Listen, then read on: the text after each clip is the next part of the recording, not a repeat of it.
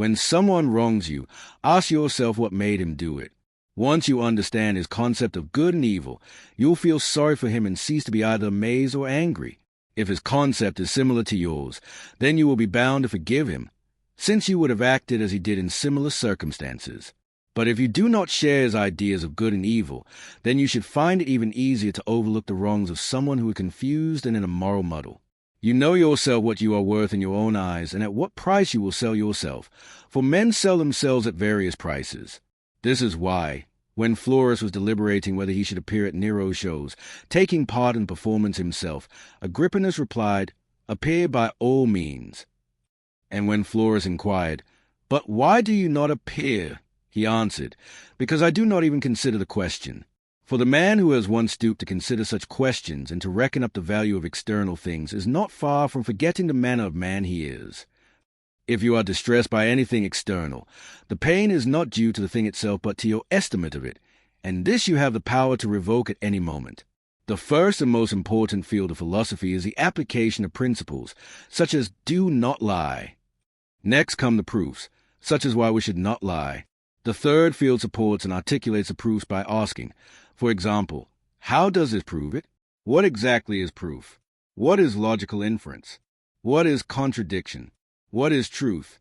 What is falsehood? Thus, the third field is necessary because of the second, and the second because of the first. The most important, though the one that should occupy most of our time, is the first. But we do just the opposite. We are preoccupied with the third field and give that all our attention, passing the first by altogether. The result is that we lie but have no difficulty proving why we shouldn't. For I am not everlasting but a human being, a part of the whole, as an hour is part of the day. Like an hour, I must come and, like an hour, pass away. Remember that you must behave in life as at a dinner party. Is anything brought around to you? Put out your hand and take your share with moderation. Does it pass by you? Don't stop it. Is it not yet come? Don't stretch your desire towards it, but wait until it reaches you. Do this with regard to children, to a wife, to public posts, to riches, and you will eventually be a worthy partner of the feast of the gods. And if you don't even take the things which are set before you, but are able even to reject them, then you will not only be a partner of the feast of the gods, but also of their empire. Remember that all we have is on loan from fortune, which can reclaim it without our permission, indeed, without even advance notice. Thus, we should love all our dear ones, but always with the thought that we have no promise that we may keep them forever. Nay, no promise even that we may keep them for long. Never call yourself a philosopher, nor talk a great deal among the unlearned about theorems, but act conformably to them. Thus, at an entertainment, don't talk about how persons ought to eat, but eat as you ought. For remember that in this manner, Socrates also universally avoided all ostentation. And when persons came to him and desired to be recommended by him to philosophers, he took and recommended them. So well did he bear being overlooked.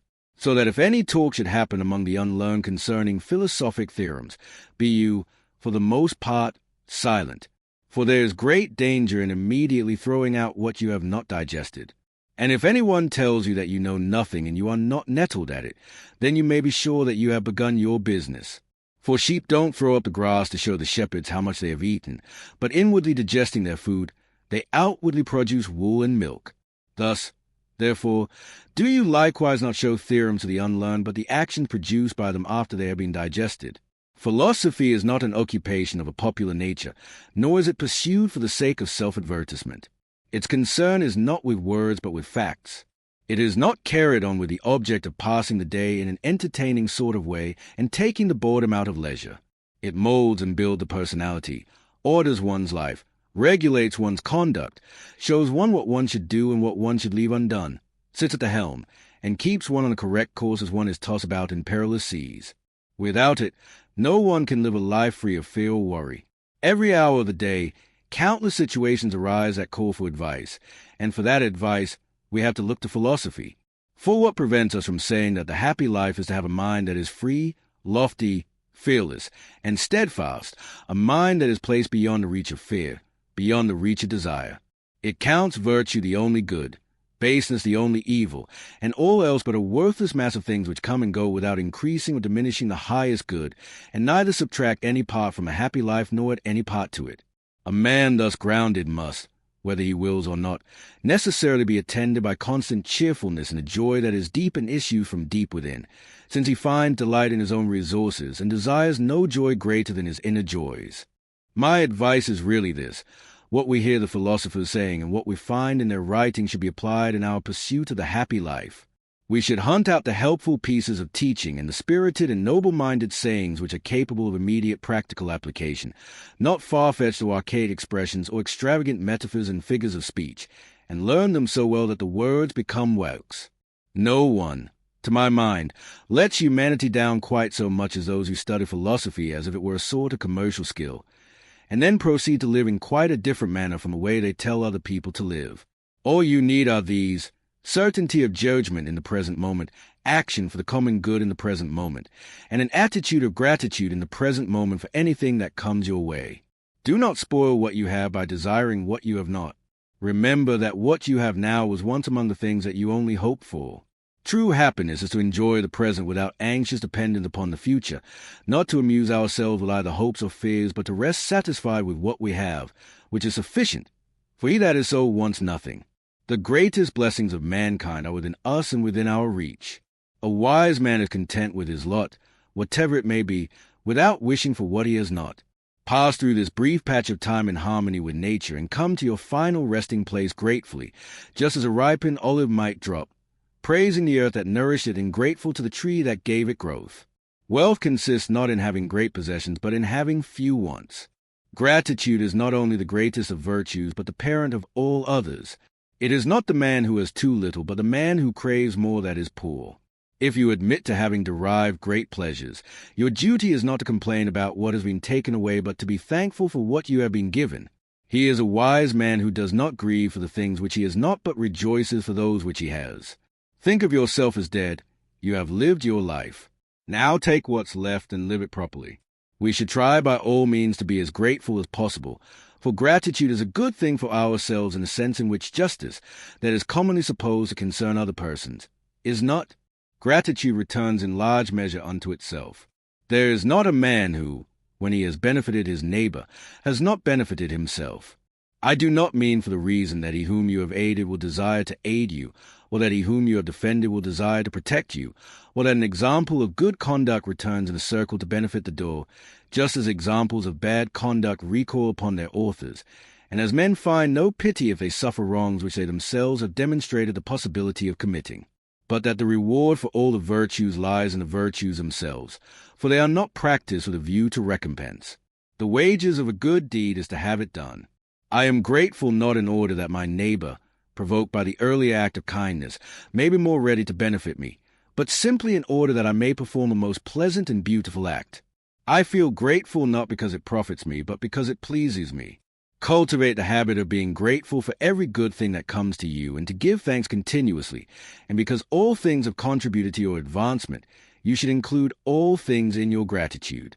The desire for imaginary benefits often involves the loss of present blessings. When you arise in the morning, think of what a privilege it is to be alive, to think, to enjoy, to love. The chief task in life is simply this: to identify and separate matters so that I can say clearly to myself which are externals not under my control, and which have to do with the choices I actually control. Where then do I look for good and evil?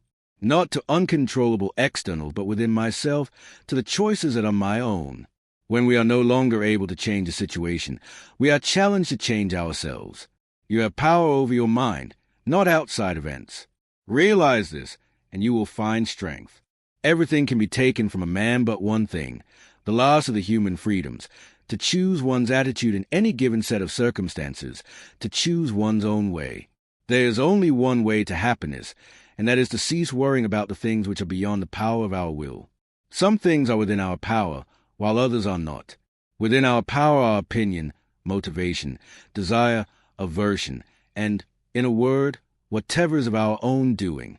Not within our power are our body, our property, reputation, office, and, in a word, whatever is not of our own doing. In our control is the most beautiful and important thing, the thing because of which even the gods themselves are happy, namely, the proper use of our impressions. We must concern ourselves absolutely with the things that are under our control, and entrust the things not in our control to the universe. If you want your children and wife and friends to live forever, you are a fool because you're wanting things that aren't within your power to be within your power, and the things that aren't your own to be your own. No person has the power to have everything they want, but it is in their power not to want what they don't have and to cheerfully put to good use what they do have. The content of your character is your choice. Day by day, what you choose, what you think, and what you do is what you become. There are two things a person should never be angry at: what they can help and what they cannot. Make the best use of what is in your power, and take the rest as it happens.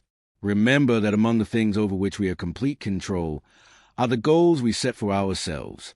I think that when a Stoic concerns himself with things over which he has some but not complete control, such as winning a tennis match, he will be very careful about the goals he sets for himself. In particular, he will be careful to set internal rather than external goals.